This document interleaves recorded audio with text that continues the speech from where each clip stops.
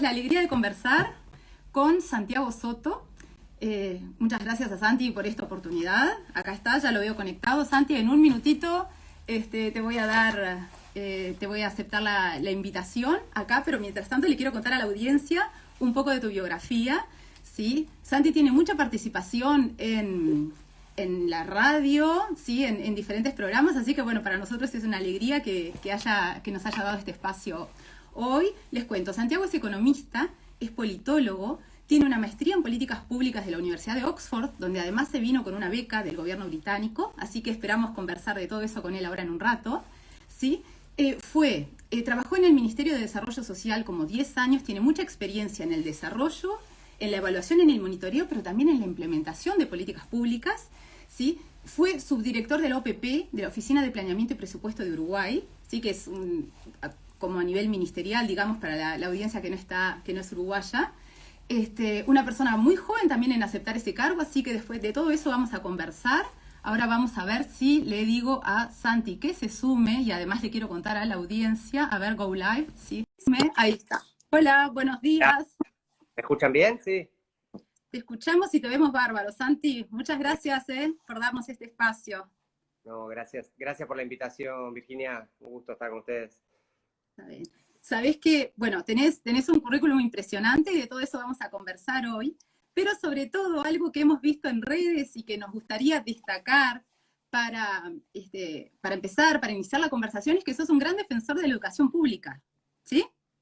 Sí, sí, de hecho, sí, sí, como que siempre, creo que eso es más de familia también, que mi madre profesora, mi viejo funcionario público también, ahora los dos jubilados, pero siempre tuvieron como claro de que les interesaba que fuéramos a la escuela pública como un espacio donde las clases medias no fugaran, digamos, sé que no es la realidad para todo el mundo y que mucha gente tiene mucha complicación por el tema de la cantidad de horas y eso, no es que haga una condena de quien vaya, sobre todo en los niveles iniciales, a la educación pública, pero sí una defensa, o al menos un orgullo de una apuesta de que hice toda la enseñanza pública en Uruguay, y un agradecimiento con el país que invirtió un montón de dinero, tiempo, esfuerzo, recursos materiales, cariño de maestros, profesores, etcétera, en la formación mía y bueno, en la de muchos otros que pudimos transitar la educación pública, y que cuando uno sale de Uruguay se da cuenta que es muy raro, digamos,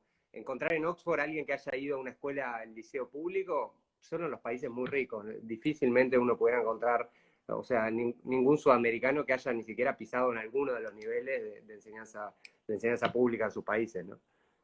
Ahí va. Y con tanto esto que nos enseña, que como vos bien decías hace un ratito, que existe como factor de cohesión social, viste que ahí vamos todos, y que te encontrás, y te acordás que era lo que decía Tabaré Vázquez en la primera presidencia, recuerdo que alguna vez lo había comentado, ¿no? Que era donde se podía encontrar en la escuela pública el hijo de un médico con el hijo de un obrero, ¿sí? Que qué lindo rescatar eso de Uruguay, ¿no? Y te cuento que una experiencia bastante parecida fue cuando yo me fui a hacer el doctorado a Estados Unidos, lo mismo.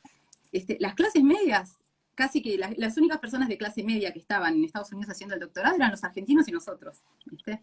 Sí. Poca gente, si no, tiene la oportunidad, y qué agradecimiento que le tenemos que dar a Uruguay. Y acá quiero una lanza que estamos cumpliendo 15 años con Ceibal, que vos sos muy joven, pero no lo viviste, ¿no? Bueno, no, sí, me acuerdo todavía de las primeras ceibalitas que se entregaron en el gobierno de Tabaré, no, la verdad que sí, y también, bueno, ahí en Londres justamente estuvieron participando en el Foro Mundial de Educación y presentando la experiencia, que destaque también para Uruguay, ¿no? Esa experiencia, Sí. Miguel siempre dice, pero es tal cual. Yo el otro día sacaba la cuenta, me compré mi primer smartphone en 2012, y creo que era de los primeros de mis amigos que se compró un smartphone, y en 2008 ya había computadoras y celulares. Entre 2008 y 2009, digamos, ya estaban entregadas a todos los niños de la escuela pública, así que impresionante, ¿no? Ahí va. Y que 15 años después se mantiene esto de que cada niño, que en Uruguay además, el 87% de los niños uruguayos van a la escuela pública, ¿eh? O sea, es un montón lo que cubre.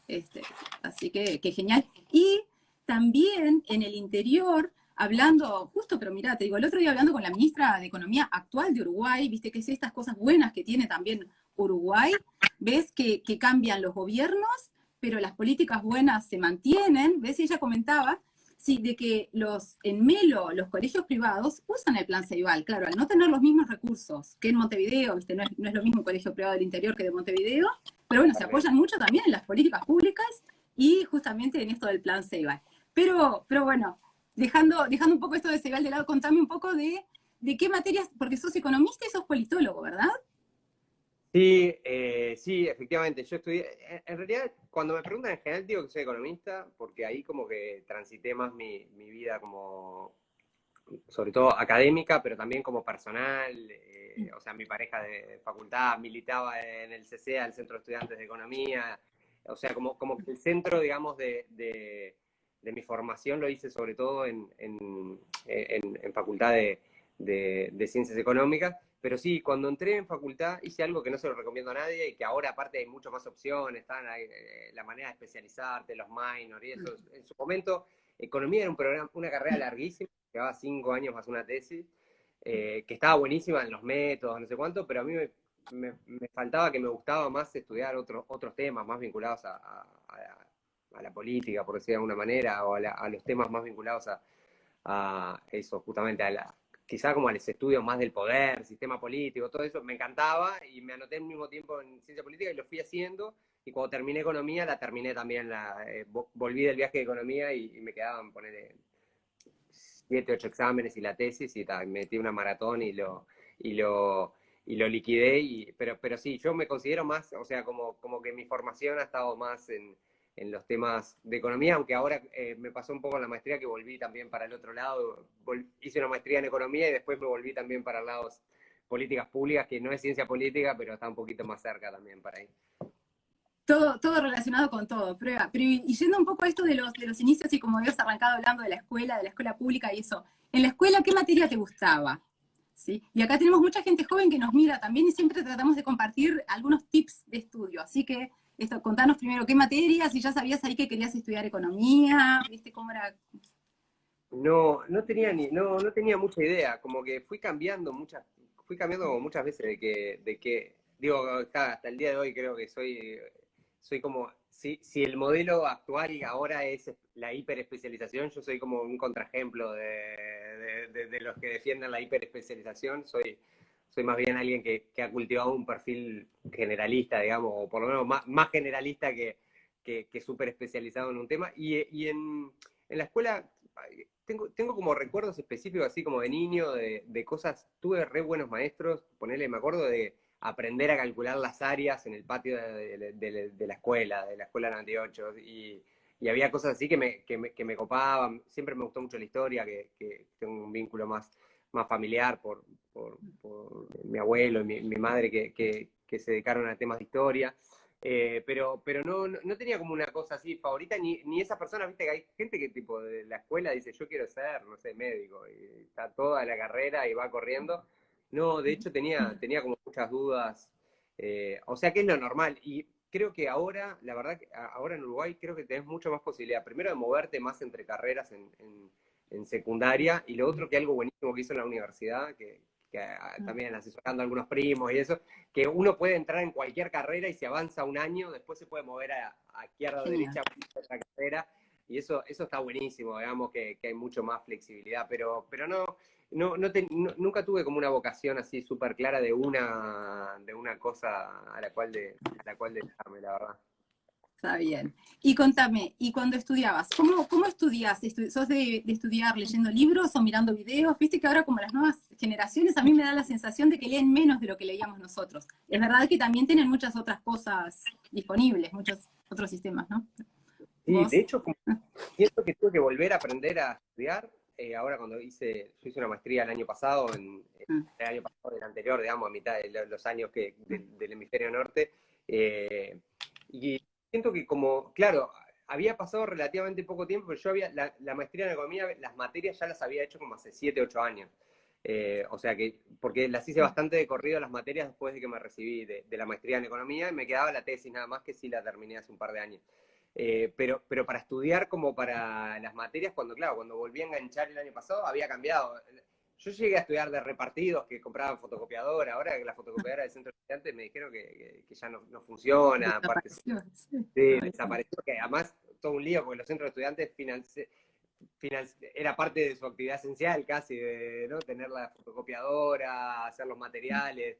Se trabajaba muchísimo sobre eso, repartía los materiales gratis para los que no podían, o sea, había mucha cosa. Y la verdad que tuve como que volver a aprender a estudiar, sobre todo sin imprimir. O sea, eso como que fue un cambio, como que fue un cambio raro. Entonces lo que voy haciendo esquemas, eh, como que hay algo también que se da muy particular de la literatura que estudié en, ahí en Julia, porque que la mayor parte de los textos en inglés son muy ordenaditos. Cada párrafo tiene su frase inicial, sus ejemplos, todo tiene como una estructura, ellos valoran mucho eso.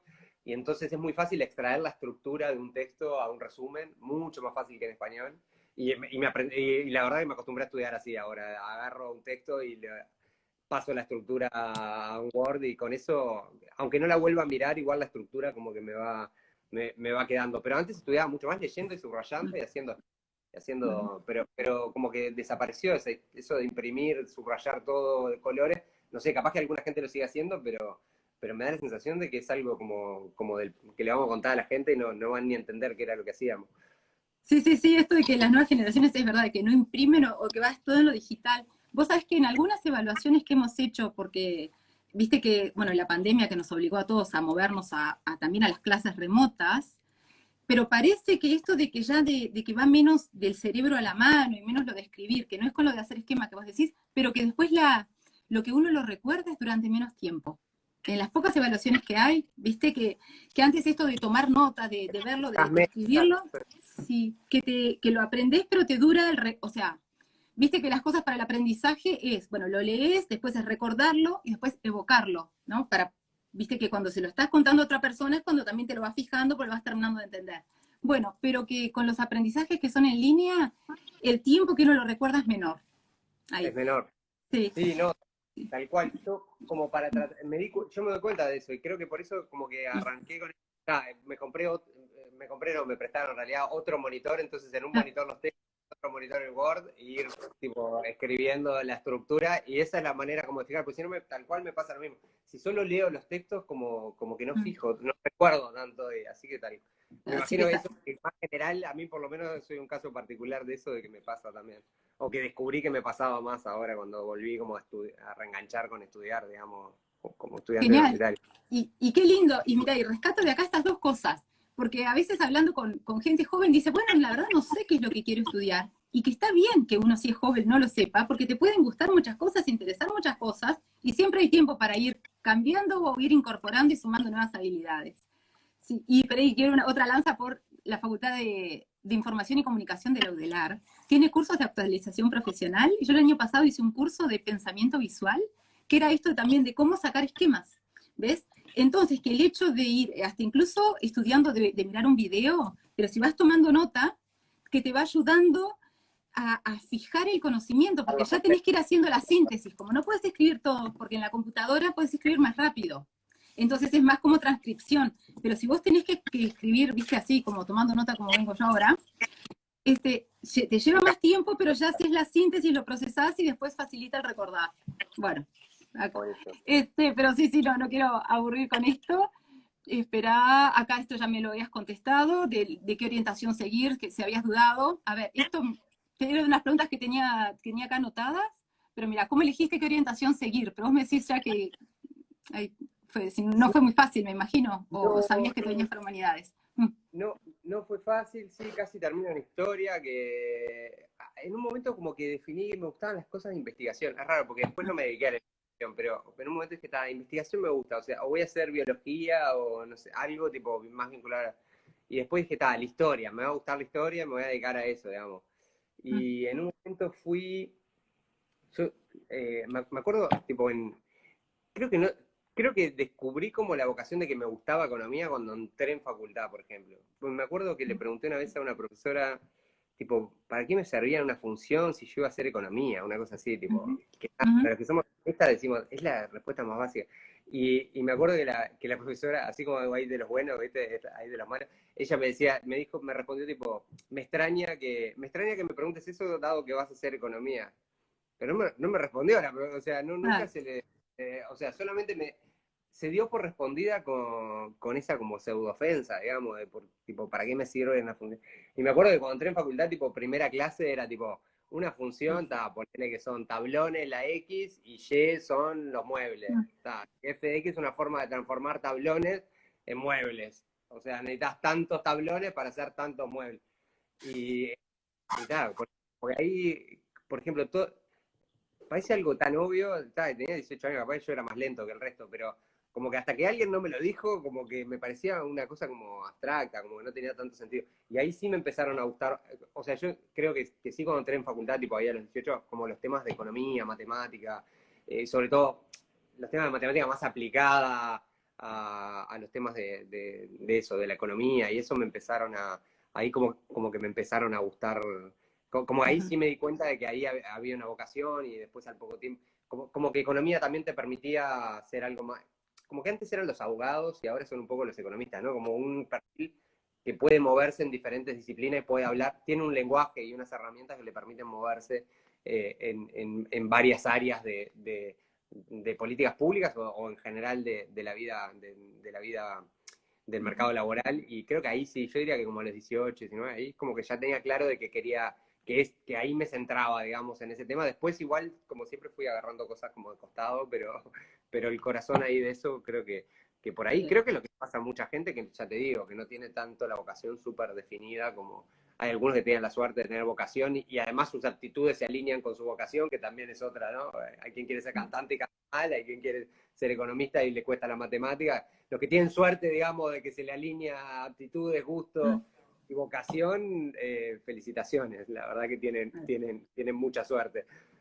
Y genial, genial esto también de que siempre hay tiempo para cambiar y de que ahora, que esta es una reforma que no es de mi época, pero creo que la había escuchado también y vos lo comentaste hace un rato, que si tenés un año terminado de facultad, después te podés cambiar a otra carrera, si llega a ser el caso. Eso fue parte de la reforma del 2012 que se empezó a hacer en toda la universidad, en la Universidad de la República, y creo que eso sí es un golazo. Es Buenísimo. un tremendo cambio. Sí. Y mira, y el otro día estuve por acá en una conferencia, en un simposio en Imperial College, y si está Juliana por ahí, estuvimos, a ver, estábamos juntas en la misma charla, que había un matemático hablando, y entonces y justo contaba que la matemática, dice, es a la vez una ciencia, pero una herramienta. Y lo bueno que tiene la economía es que usa la matemática como una herramienta, pero vos tenés un modelo en mente, que es la parte, viste, que traes los modelos y después los podés probar y usas los datos para tomar decisiones, pero datos en contexto. Claro, sí, totalmente. Tiene las dos partes. Creo que eso es la parte, por lo menos a mí esa es la parte que me atrajo de eso, de seguir. Por eso creo que cuando me preguntan, digo que soy economista, digamos, porque me parece que es como una forma de pensar usando modelos y aplicando los datos para eso que creo que es como la esencia de la profesión, por decir de alguna manera, por lo menos por lo que yo siento, lo que me hace sentir más identificado con la profesión.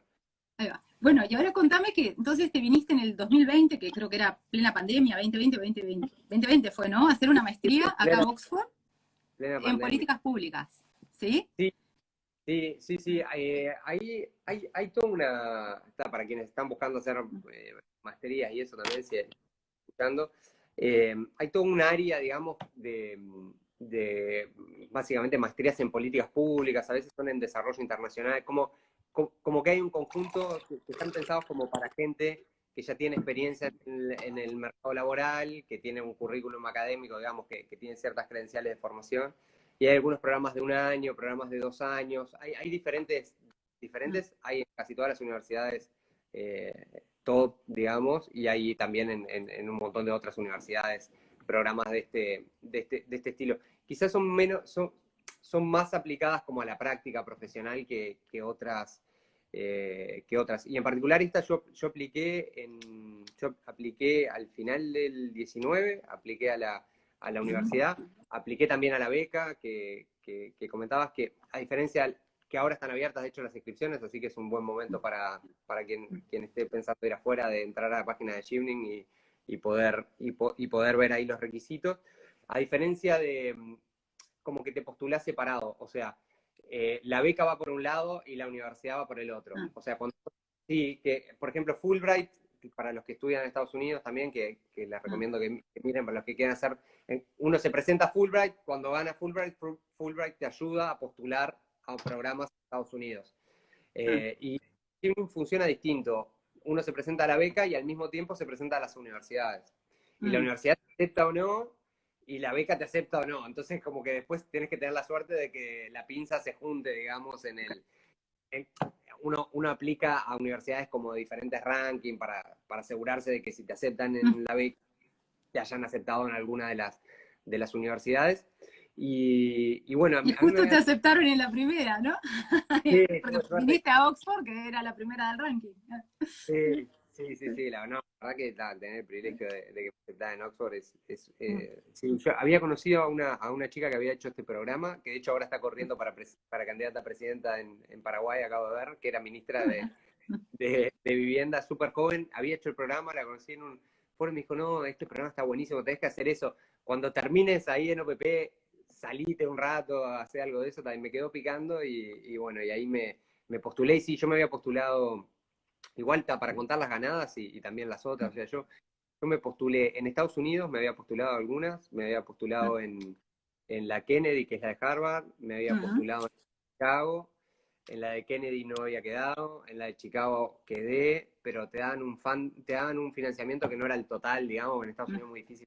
Creo que me daban $30.000 de financiamiento, igual tenía que poner yo $40.000, no sé, o sea, era una cosa como...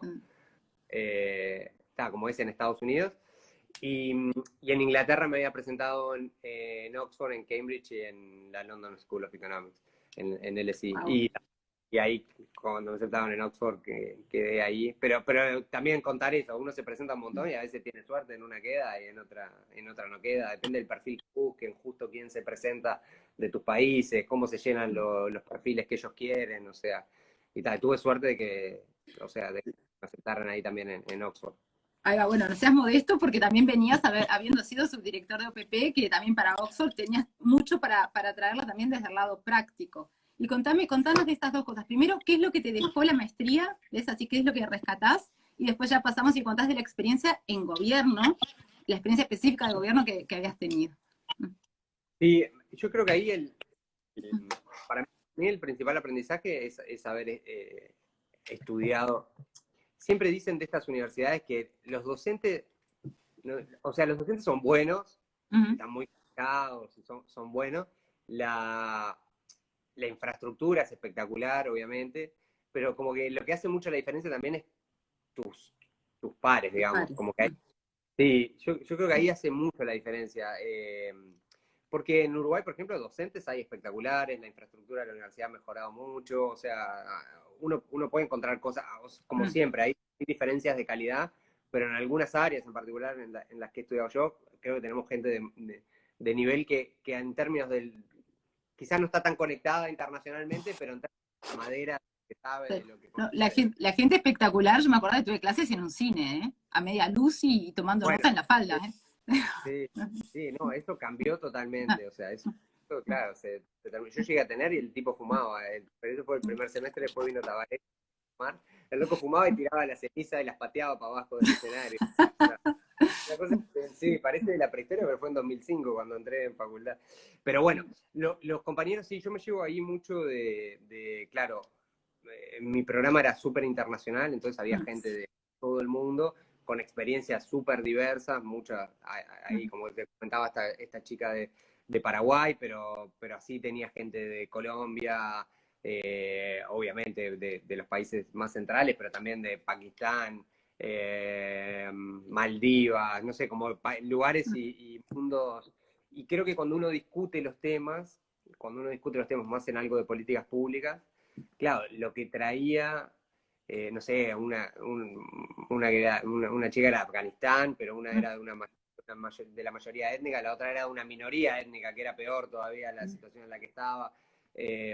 Lo que uno trae, cuando uno discute los temas, cuando uno vuelve a visitar los temas de políticas públicas y tiene esa diversidad de, no sé, 100 personas que eran mi cohorte, que ponerle aunque sean grupos, algunos nunca estábamos los 100, pero los 100 y algo, pero uno trae esa diversidad a los temas, creo que eso es lo que más me me llevo como algo que realmente súper enriquece y bueno, obviamente te deja un montón de contactos y redes y conocimientos específicos de lo que uno estudia que también obviamente están buenísimos. Divino. Y antes de eso, habías estado en OPP y también en el Ministerio de Desarrollo Social, y corregime si me equivoco, ¿fuiste director del Instituto Nacional de la Juventud? Sí. Yo trabajé desde 2008 a fines del 17, hasta julio del 17, por ahí. O sea, más o menos 10 años estuve trabajando en el Ministerio de Desarrollo Social. El INJU estaba dentro, el Instituto de la Juventud está dentro del Ministerio de Desarrollo Social. Trabajé en cargos más técnicos, primero trabajé en los temas de infancia y adolescencia, después más en los temas de investigación y planificación en los temas de juventud. Y sí, en 2015, cuando asumo el frente, ahí las juventudes del frente, yo era parte de la Juventud Socialista, del Partido Socialista, y ahí le plantean a la ministra plantean ahí mi nombre, junto con otras juventudes de otros sectores del frente. Yo ya venía trabajando ahí, Matías Rodríguez había sido el director anterior, que también apoyaba que yo quedara, así que entre el 15 y el 17, hasta que pasé a OPP, estuve en la dirección del Instituto de la Juventud, que la verdad es un periodo que recuerdo con mucho cariño, o sea, es muy, muy linda la experiencia, el equipo y sobre todo también en esa época también la ministra definió que había un programa muy grande de atención a jóvenes, llamado Jóvenes en Red, pasar a estar adentro, digamos, o sea, bajo la órbita del instituto. Entonces eso fue una etapa de mucho cambio también del instituto y muy interesante. Y después en el 17 Álvaro García me planteó para ir a planeamiento y presupuesto, que ahí, o sea, el MIDE siempre tiene una visión general, en los temas que yo estuve siempre han estado en los temas más de coordinación de política, y ahí Álvaro quería alguien que lo acompañara, también que tuviera un perfil más de mirada más general sobre los ministerios. La OPP está en presidencia, pero tiene contacto con los otros ministerios, y bueno, pasé para ahí, de ahí me fui ahí el 29 de febrero junto con el presidente. Sí.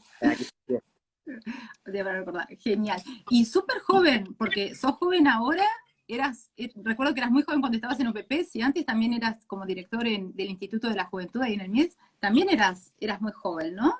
¿Sí? Sí. Sí, tuve, en general como que era siempre el más joven del escalón ahí. Ahora tengo 35, pero sí, cuando fui director de INJU, probablemente ahí fui el más joven de los directores de INJU cuando asumí. En OPP también se da la particularidad que el promedio de edad del último gabinete de Tabaré también era alto, entonces como que había una diferencia.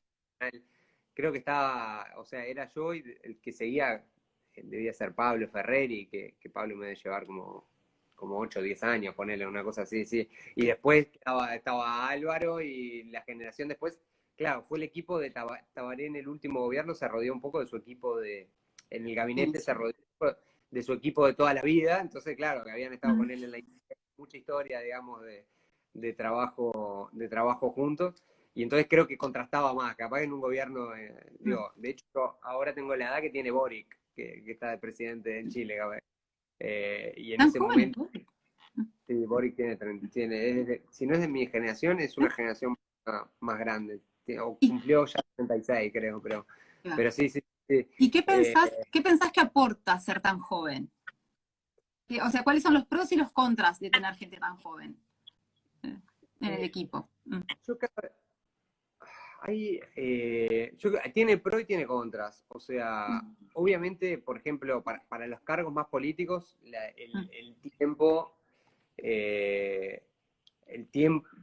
eso que dicen que la práctica hace a la perfección, o que la práctica hace al maestro, es el dicho.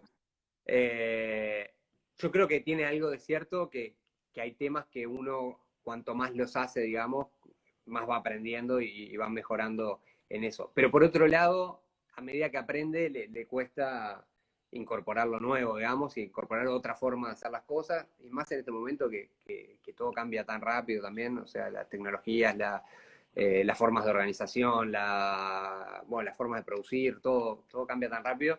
Entonces hay ahí como una curva, yo creo que sí, que hay una curva de aprendizaje, digamos, ¿no? Donde muy inexperiente, obviamente, al principio cuesta, con ciertos niveles de experiencia, aporta y demasiada experiencia a veces genera problemas.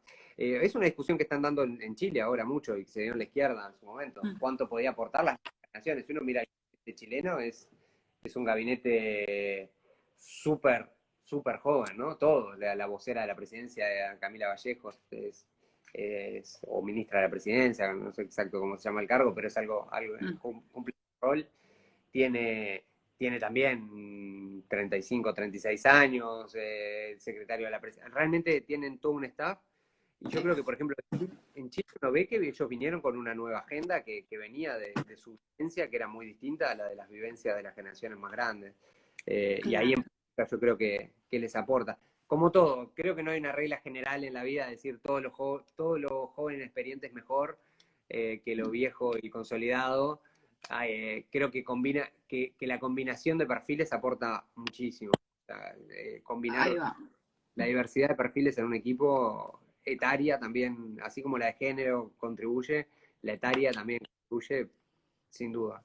Soñado, porque mira, porque esto que estás diciendo ata tres cosas que hemos venido conversando desde hoy, pero voy en orden inverso, porque decís, bueno, gente muy joven, pero con una larga trayectoria política, ¿sí? Porque ya venían trabajando desde hacía mucho tiempo, y es esto que también es por lo que hacemos estas entrevistas en vivo, y es para ocupar lugares, viste, con lugares de decisión o lugares de responsabilidad o lugares en el espacio público, viste, con compromiso y aportando valor y hacer esto, viste, de que la sociedad somos todos, que fomentar la participación ciudadana, que la política no es algo que pasa en otro lado y que deciden otras personas, sino de tratar de construir, y en este sentido lo de la juventud, esto de la juventud viene porque hace poco, pero capaz que ya fue el año pasado, hubo un llamado de la UNDP, creo que era, y pedían un joven profesional economista, ¿ves? Y entonces acá algunas colegas, porque con esto que es el segundo punto que quería comentar, decís, bueno, capaz que, ¿por qué joven? ¿Dónde estaba el valor de ser joven profesional economista? ¿Viste? Había que hacer una cosa de limpiezas de datos y cargar datos. Porque si hay gente que se va cambiando de profesión, vos capaz que podés tener más de 40 años, pero ser un joven economista, porque tu experiencia en economía es poca. Entonces, ¿viste? Y también podés venir ya con las herramientas nuevas. O sea, si te sumaste hace poco, o si sos una persona flexible, podés también traer lo que trae una persona joven. Entonces, bueno, como esto de que como viejismo, creo que le decían, pues claro, nosotros lo que ya estamos medio que del otro lado, ¿viste? Así es, cada vez que hablan de juventud se nos prenden como las alertas. No, Saldain discutió eso varias veces, lo he visto por Twitter, que hay versiones más, hay un poco de viejismo a veces en algunas cosas, está bien. Claro, ¿qué es lo que te da la experiencia? Que creo que el valor que te aportan después, como los años, viste, quebrando el escarbadiente por este otro lado, es esto de aprender a construir consensos. Y acá que Ata viera el tercer punto que quería hacer, que es con lo que habíamos empezado a hablar, la política económica, ¿no? El lado político de la economía, viste, economía política, política económica, es esto de decir, bueno, capaz que la solución a la que llegás no es la primera que tenías en mente o no es la óptima, pero es en la que pudiste construir un consenso y sobre la que se va a poder avanzar. Que eso me imagino que habiendo estado en OPP tendrás un entrenamiento brutal, ¿no? Sí, no, tal cual. Eso es lo mejor es enemigo de lo bueno que dicen. Creo que uno hace, cuando uno está metido en la cocina más política o de toma de decisiones, uno no lo tiene que tomar con resignación un poco, pero nunca lo vive más. Yo siempre digo que la gente que se dedica a política y tiene que estar en un momento de su vida y tiene que tener una actitud que sea que esté dispuesto a tolerar la frustración. Yo creo que a veces en política y cuando uno está más metido en cargos más de decisión más altos, que a veces uno desayuna frustración, almuerza frustración, porque claro, a uno le gustaría hacer cosas o hacer las cosas de una forma que el conjunto de las restricciones, para poder avanzar todos juntos de A a B, quizá antes hay que pasar por, ¿no? A1, A2, A3, A4, A5, y uno no llega a B, llega a B57, digamos, una solución por debajo de la que quería, pero si uno no, o por lo menos yo, algo que veía de estar ahí, que la gente que mejor lograba que mejor lograba llevar adelante agendas era gente que lograba mantener un equilibrio entre no tolerar la frustración, digamos, de que las cosas como uno quiere o como deberían ser ¿no? en el libro de texto, para llegar ahí es muy difícil, digamos. Pero por otro lado no se resignaba ante eso, digamos, sino que encontraba los caminos para poder llegar hasta ahí de una manera en la que pueda mover la estructura, porque uno ahí se encuentra con las estructuras de intereses y que son legítimos, la gente tiene intereses, tiene una posición ya tomada y la defiende, y para moverse siempre algo se pierde, digamos, aunque después se gane, por lo menos se pierde la posición inicial y ya eso, economía del comportamiento mediante, ¿no? El efecto endowment, el efecto, digamos, de tener algo que es tuyo y que te lo saquen, digamos, ya de por sí genera alta frustración y bueno, para moverse. Entonces creo que por ahí hay algo interesante, digamos, de aprender la diferencia entre navegar entre la academia, digamos, que uno puede decir lo que quiere en el modelo de lo que quiere, y bueno, lo que uno tiene después con la política, y cómo en definitiva hay una ciencia, guión técnica, guión arte, guión intuición, que es cómo moverse entre esos dos mundos, digamos, ¿no? Claro, porque mira, acá para conectar un poquito y después ya que quiero hacerte dos preguntitas antes de pasar al siguiente tema, que es de lo que estás haciendo ahora en etcétera, pero antes de eso, porque al final la academia, ¿qué te deja? O sea, te puede dar, viste, esa libertad técnica para pensar, pero si después no lo implementás, viste, queda en un paper escrito, en un lindo paper publicado y al final, viste, no se ven los impactos. Me imagino que si te has sumado a política y a estar en el gobierno y en roles, viste, de gestión y de, bueno, como vos decís, de tanta frustración, bueno, porque hay que decir que no a tantas cosas, porque hubo que priorizar, también es para hacerle un bien a la gente. Pero nombraste por ahí lo de diversidad y género, y quiero, y le explico a la audiencia por qué, viste, quiero tener tu opinión. El otro día estaba también en esta conferencia, me tocaba hablar de mujeres en STEM, mujeres en ciencia y tecnología, ¿no? Entonces empiezo a hablar y digo, pero al final las barreras entre las mujeres, ya sabemos todas cuáles son las barreras, ¿no? Acá necesitamos traer hombres a la charla, ¿viste? A ver cuál es, y también para encontrar esta visión en consenso de a ver qué pasa de por qué si las mujeres somos la mitad de la población, hay muy pocas mujeres en economía, muy pocas mujeres en general en áreas en ciencia y tecnología, economía como esta área que tan cuantitativa, como decías vos bien hoy, que tiene tanta matemática, pocas mujeres. Entonces, bueno, a ver qué es lo que pasa, si son estereotipos, dónde es que están las barreras para poder levantarlas. Entonces, vos me hablabas de diversidad, de la importancia de traer distintas visiones, y te quería preguntar, ahí, ¿qué pensabas de las cuotas de género? ¿Qué opinión tenés? Porque cuando estabas en OPP yo recuerdo haber leído algo que estaba firmado por ti sobre un estudio que se hizo sobre género en STEM, ¿no? Y sobre unos proyectos.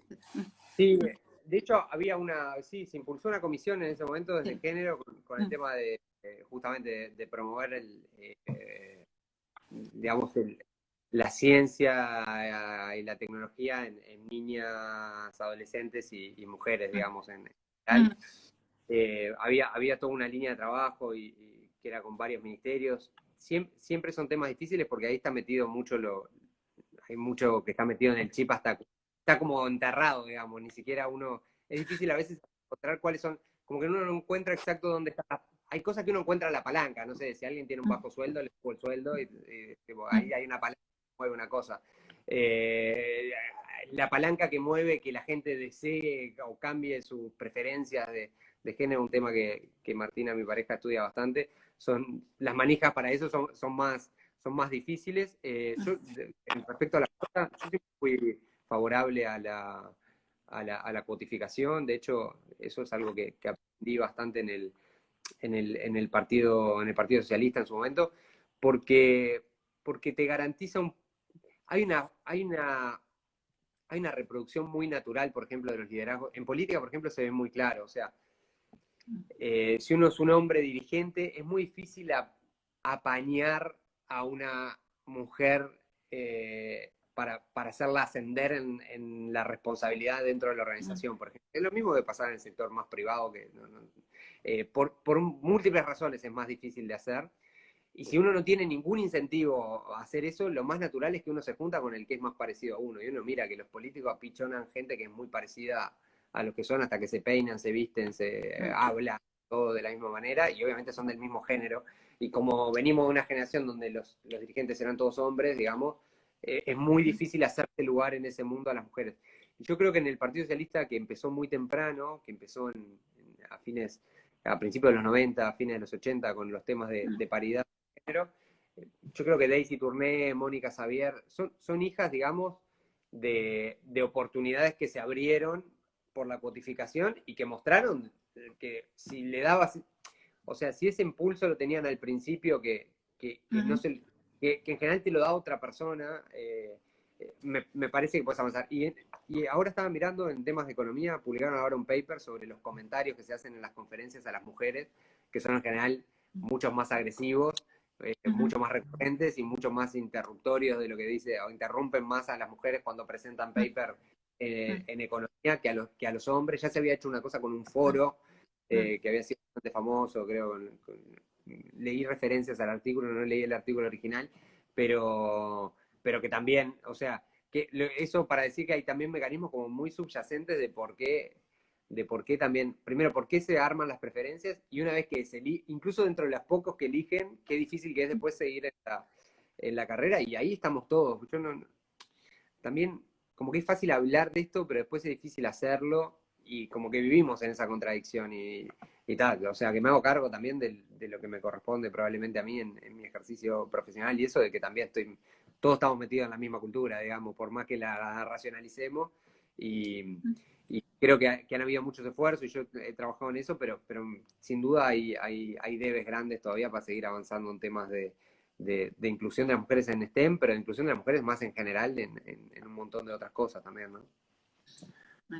Buenísima, buenísima la reflexión. Contame un poquito, bueno, te iba a preguntar sobre el trabajo a tiempo flexible, si era que tenías alguna opinión, si te parece que puede llegar a legislarse o no, es bastante, o sea, a instrumentarse o a reglamentarse, pero también estamos teniendo un poco tiempo, quiero que nos cuentes, porque ahora estás coordinando el centro, etcétera, ¿sí? Y que nos contaras un poco de eso.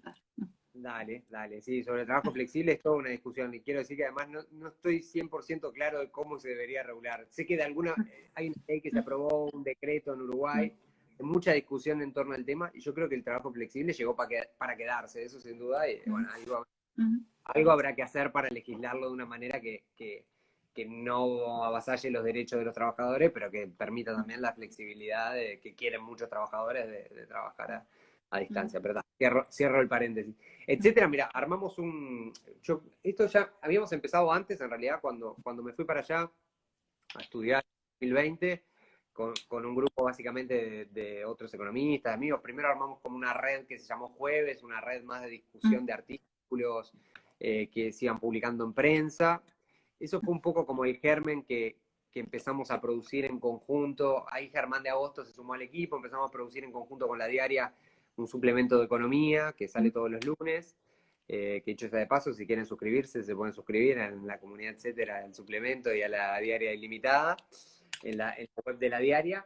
Y eso fue decantando, en definitiva, fuimos armando hacia un grupo más de estructura, que constituimos una asociación civil como centro de estudio, que le llamamos Etcétera, que es un juego con economía traducida y comentada, digamos, que es ETC. Sí, pero el juego, digamos, es un nombre, los nombres son nombres. Yo me llamo Santiago, tiene un origen largo, pero me llamo Santiago porque me llamo Santiago.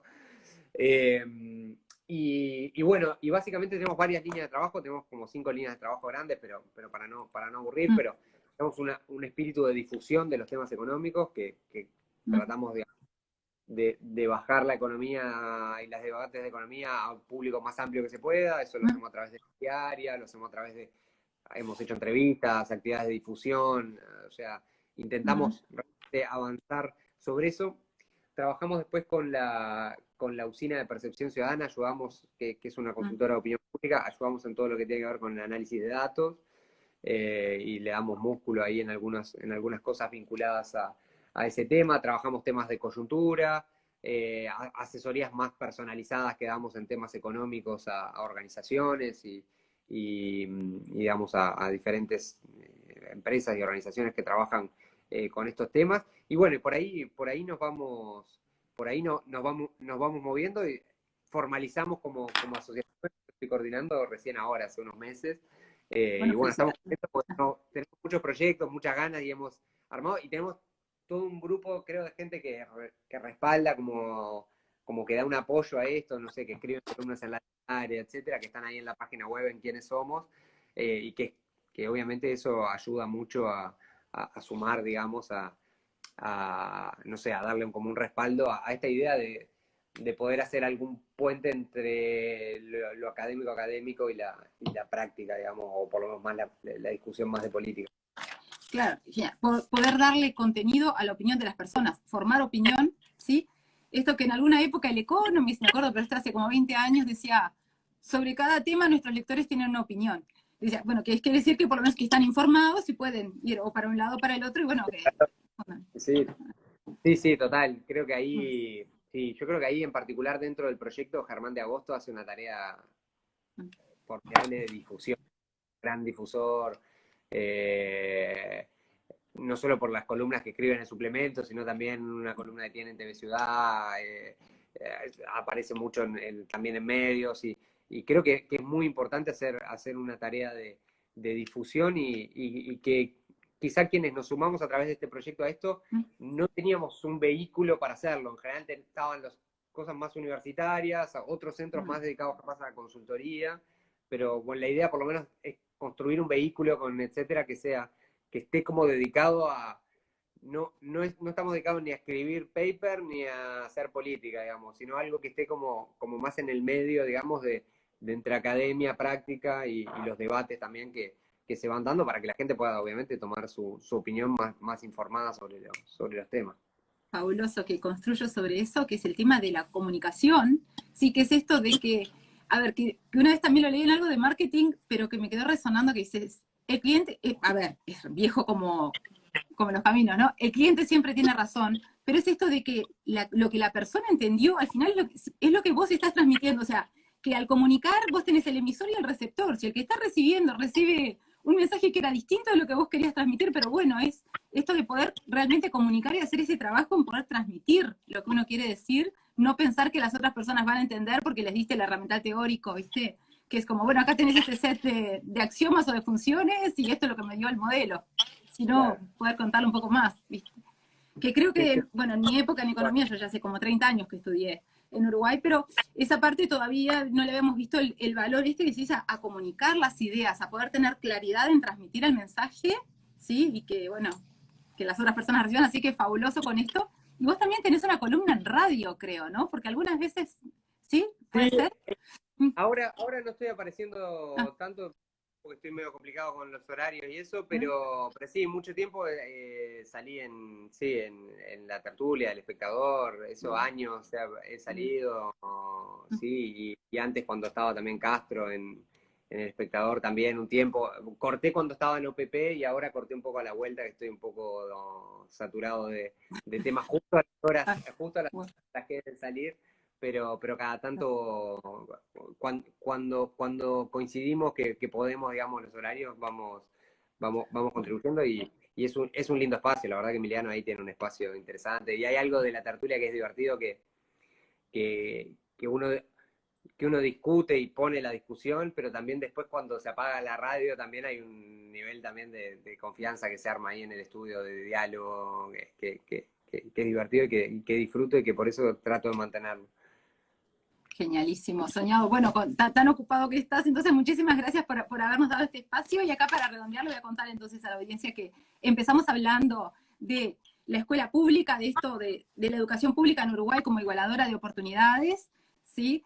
Que Santi, bueno, es economista, es politólogo, tiene su corazoncito en la economía y en los modelos, como acá dice, bueno, que tuvo cargos de alta responsabilidad en la gestión y en la no solamente en la evaluación, sino en la implementación de políticas públicas, en esto de construir consensos, una maestría en políticas públicas en Oxford, a la que además vino con una beca, ¿sí? Y a ver qué otra cosa, bueno, una larga experiencia muy, muy joven y también acá valorando este tema de pros y contras con esto de tener gente joven en los equipos, que claro, aporta flexibilidad, pero también hay un cierto, la experiencia tiene un cierto valor también o sea, en tener y que, como Santi bien dijo, traer diversidad a las decisiones, porque justamente en la pluralidad de opiniones es donde se encuentra el consenso y la participación ciudadana. Santi, ¿algo que quieras destacar antes de despedirnos?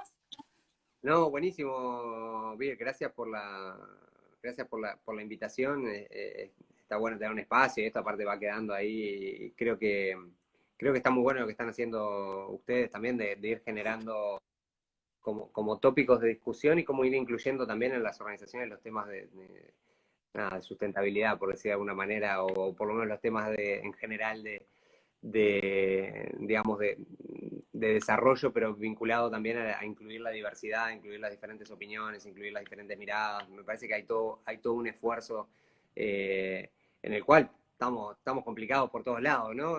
Porque el mundo está cada vez más entreverado, así que espacios así como para poder aportar estas cosas también en Uruguay, pero también más en general, creo que están buenísimos, así que te felicito también por lo que han construido desde Aurea. Muchísimas gracias, Santi, qué palabras tan lindas. Bueno, muchas gracias por ser parte y hasta una próxima vez. Dale, muchas gracias, un gusto.